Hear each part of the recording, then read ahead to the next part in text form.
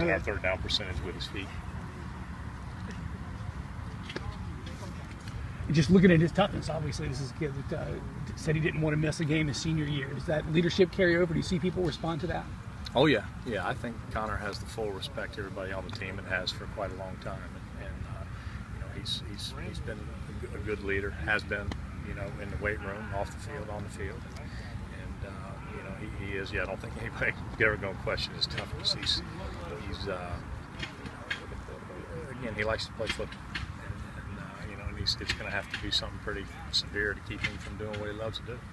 Did you ever have to tell him, like, whoa, you know, calm down? Because, I mean, he looked, like Coach said a couple weeks ago on that UCF game, he looked like he might be out for the year when he came out in the sling and the ice and stuff. Do you have to kind of double check that he's doing the best thing for him?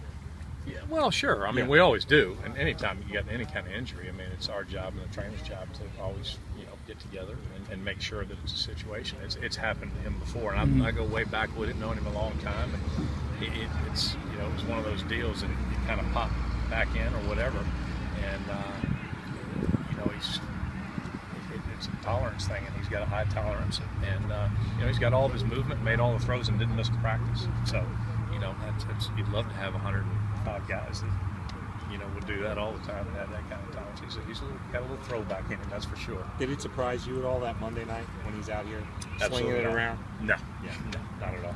Not at all. I've seen him do it before. Do you work with Farrow at all, lining up in the Wildcat at all? Like, what he has to do as quarterback? We all kind of do, depending on, you know, where he's at the time of practice. But yeah, it's you know, he's got a little bit of things in there, but we make adjustments with Bruce or whoever's back there. But you know, we discuss a little bit everything that they need to know. It's try to keep it pretty simple with those guys, obviously. And as a former quarterback, and obviously he can throw the ball a little bit, Farrow. Oh yeah, you know, you got a lot of guys that can throw these days. You know, you got players that are, you know, that's what they're doing. They're back there playing, a lot of dual threat guys, and they at least have the ability to throw the football. And so, you know, it's always fun to mess around with those kind of guys. It's easy to get on the board and kind of do some things with them. What about Dylan? Did his confidence get rocked any by his series last Saturday? Not at all. No. Dylan's fine. Dylan's practiced well this week, and he's ready to go when called. So, yeah, all those plays the other night. There was a couple times when, you know, he got hung out and dry a little bit, made a beautiful throw to Buster, and it just, you know, didn't work out on that one drive. But Dylan's fine. Dylan's, you know, got himself ready to play, and always does. That's why I like Dylan a lot. He's always got himself ready to play. How much do you have, if any, do you have to rep something during a week to feel comfortable going to it on a Saturday, even if it's not part of your main plan? I'm sort of talking about the shotgun versus the eye, but in any case. We practice that stuff every day with centers. I mean, ultimately, that's all it is, just snap center exchange. We do that every single day. So underneath and in the gun, so we don't worry about that at all. Football is a game of adjustments, and sometimes it calls for that, and sometimes it doesn't. So, but we make sure we try to cover all the bases. I always like to be comfortable with it when going in, so that's why we practice.